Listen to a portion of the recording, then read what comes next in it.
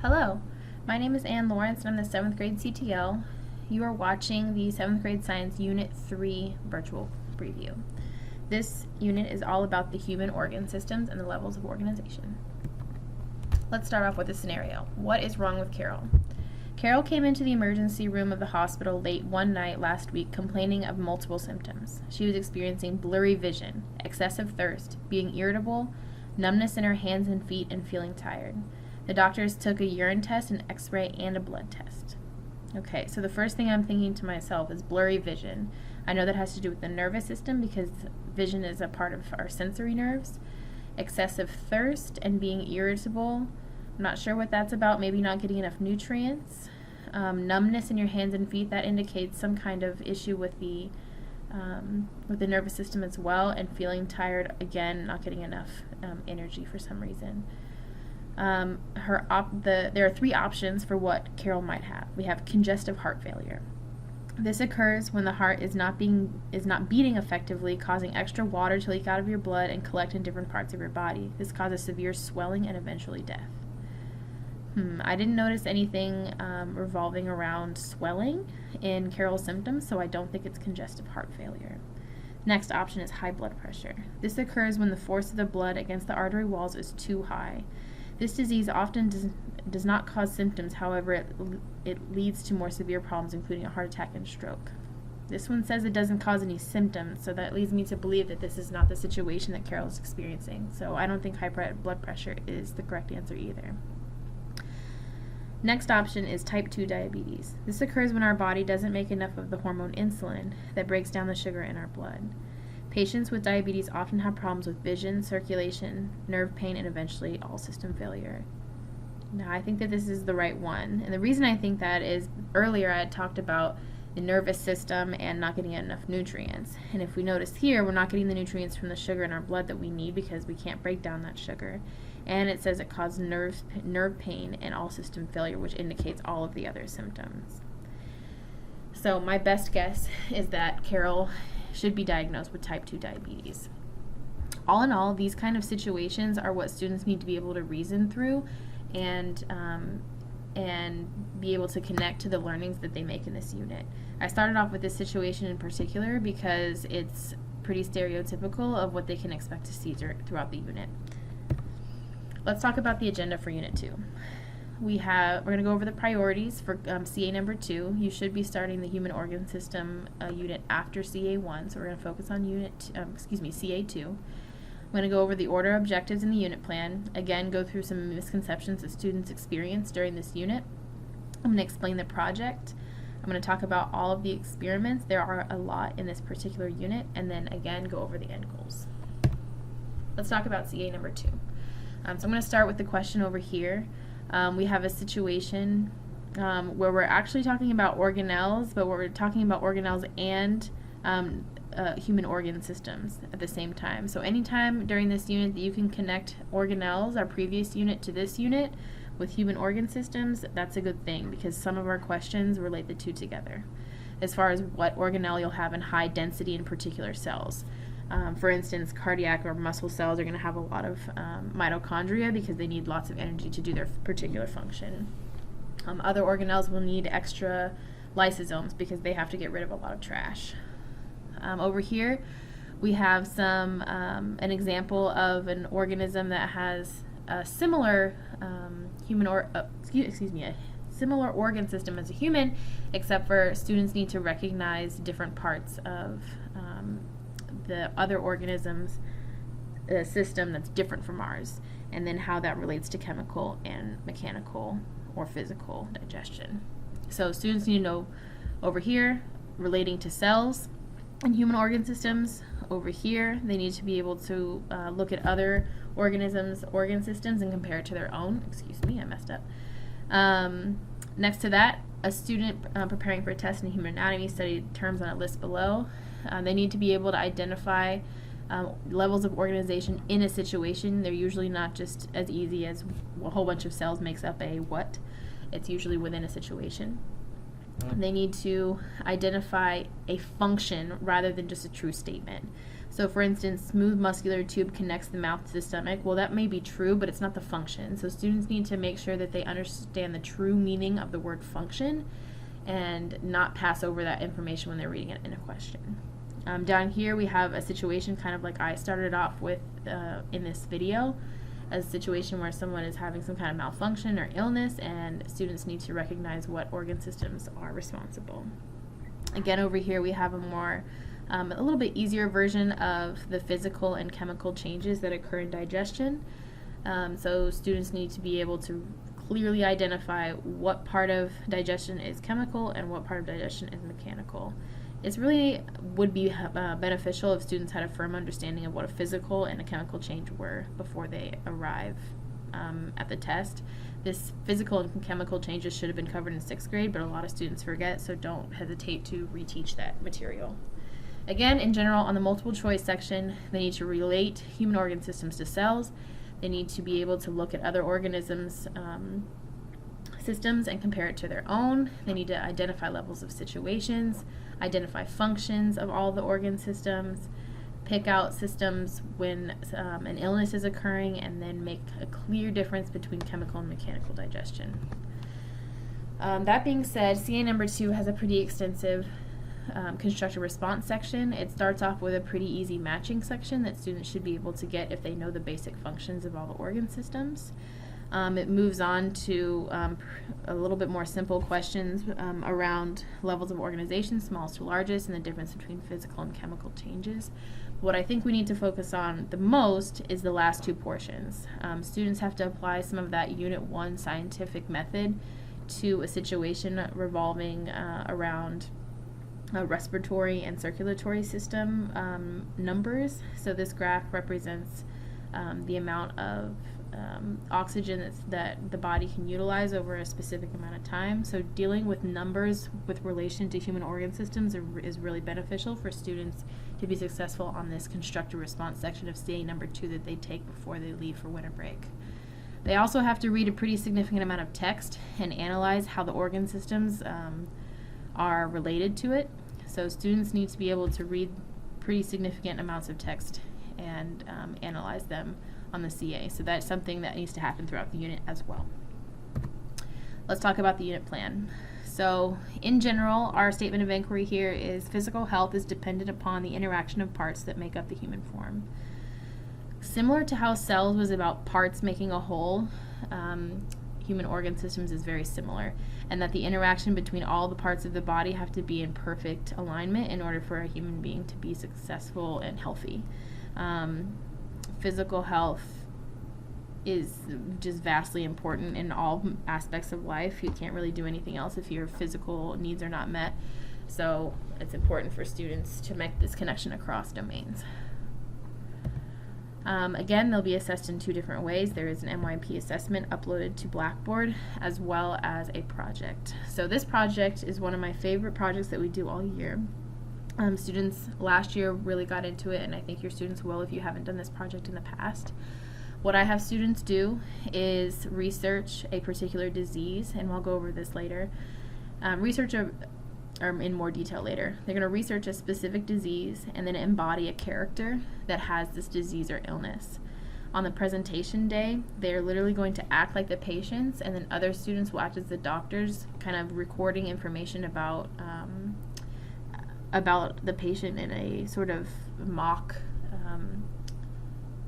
appointment, and then they'll determine what disease they have based on a list. And I'll go over that in more detail later. But again, this shows how all of the human organ systems have to be working in conjunction perfectly to make sure that a human being is healthy. The rubric that you need for this assessment or for this project is below with task-specific clarification. Let's go through the order of objectives. This is not very different from last year, but I'm going to go over it anyway.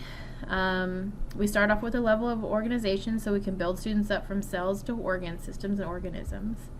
And then we go through all of the organ systems. I do 2 per day.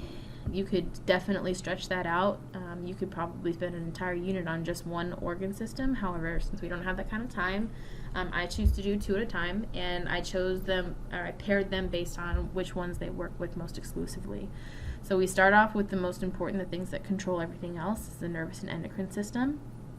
We move on to skeletal and muscular. That's where we do the chicken wing lab. Digestive and excretory, mechanical and chemical. There's another digestion lab that I do on this day, the quiz day. I believe that is a half day for parent conferences, so keep that in mind around this time. We do respiratory and circulatory.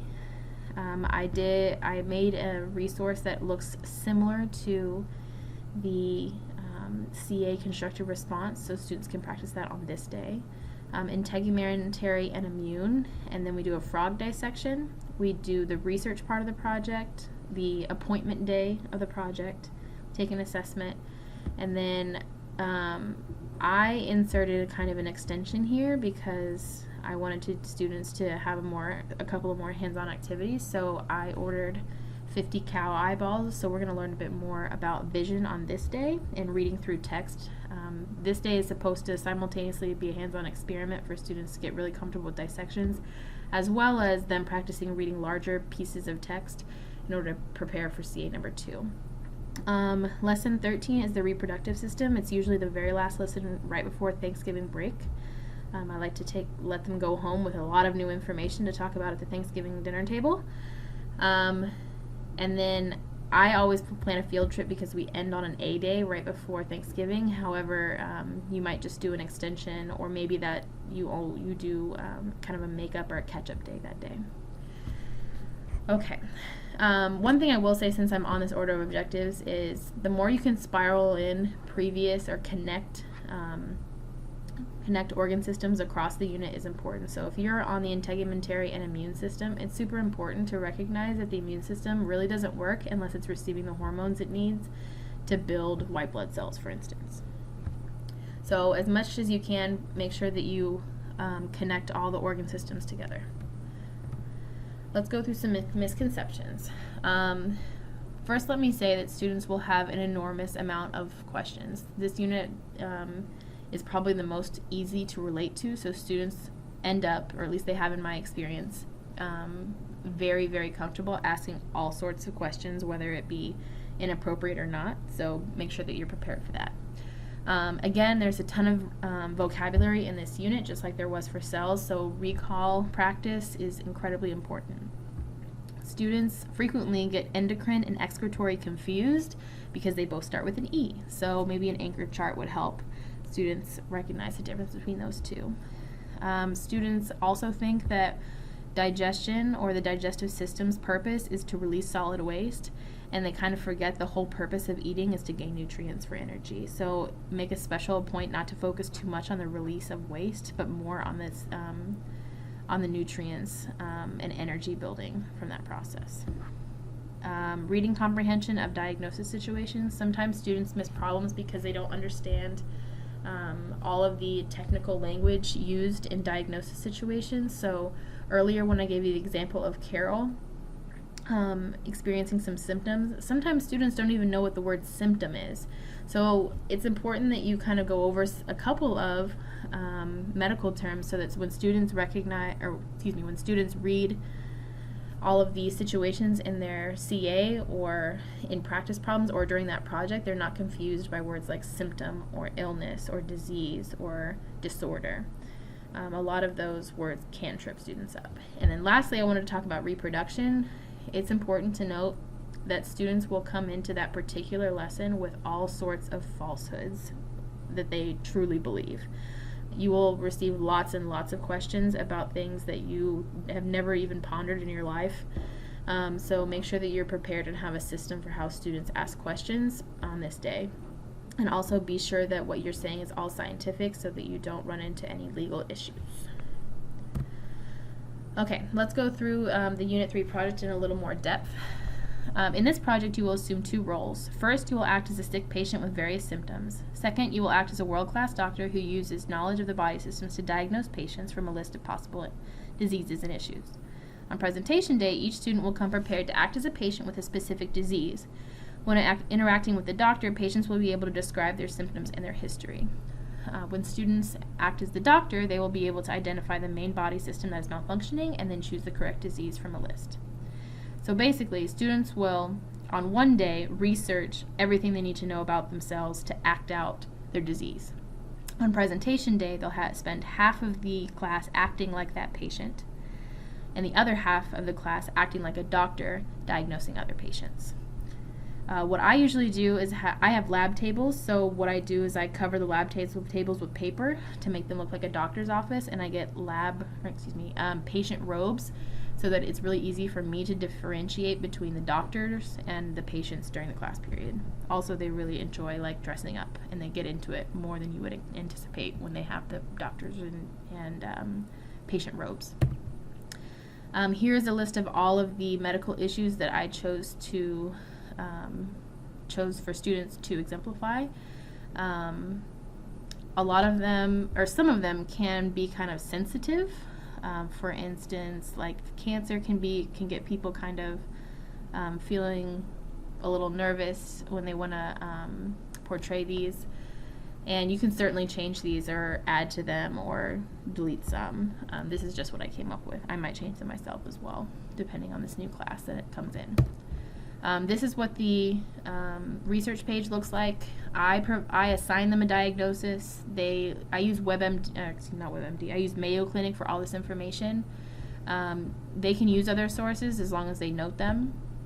So they describe the diagnosis. They come up with a list of symptoms. The more, the better. And then they create the person that they're going to portray. On the day of the presentation, this is what the doctor's notes will look like. So the doctor will ask for the name. They'll ask, and I have a list of questions on the PowerPoint is in the archives folder. They take a list of notes about the symptoms, and then they determine the body system. They check their list of all of the possible diseases, and then they make a diagnosis. Down here is where they write the paragraph about why they think that diagnosis is correct. Simultaneously, the patient who is being evaluated by the doctor has a little bit of work to do also. They write down the doctor's names and they fill out a little evaluation so that they're not sitting there twiddling their thumbs while the doctor is making their determination. If you have any more questions about the project, I'd be happy to answer them. Just please reach out to me. Let's go over the experiment setup and shopping list. So the digestion lab happens on actually, the chicken wing happens first, so I should have put that first. But the chicken wing requires that students basically tear apart a chicken wing and identify the ligaments and the tendons and the muscle and all of those things. There is an AML or an annotated model lesson on this particular day, so you can get more information about the chicken wing dissection and all the materials you need on that document. The digestion lab is supposed to have students kind of explore the difference between chemical and mechanical digestion. It involves students tearing up bread, putting it in a plastic bag that represents the stomach, pouring in different colored or food colored Sprite to represent the saliva and then the stomach acid, and then they do some other things with it to represent the different steps after the stomach of the digestive system. There is a frog dissection. I would order your frogs early because they tend to go out of stock from Carolina.com, so order them early. And like I talked about earlier, I'm doing a cow eye dissection this year. However, that is not required in any way, shape, or form. If you are a campus that does map testing in class, this is something that I would cut to make up time. And last thing I wanted to talk about was N3 goals. Your students, by the end of the unit, should be able to identify all the organ systems and their function and basic parts like the heart, the brain, the spinal cord, the stomach, the esophagus, the trachea, the lungs. So the big parts they should be able to recognize. They should be able to recognize what level of organization is being described in a particular situation. So if someone is talking about the lungs and the trachea and the bronchial tubes, then students need to be able to recognize that they're talking about a system in that situation or a group of organs that work together. They need to be able to diagnose patients based on organ system functions. They need to be able to look at a situation and diagnose a patient with what organ system is malfunctioning and be able to read a significant amount of text to figure that out. They need to clearly know the difference between chemical and mechanical, otherwise known as physical, digestion, and be able to tell the difference between a chemical and a mechanical change. And then lastly, they need to recognize that all the organs work together to make a human being functional. If you have any further questions about this unit, I'd be happy to answer them. Please email me at alawrence@uplifteducation.org. Thank you so much.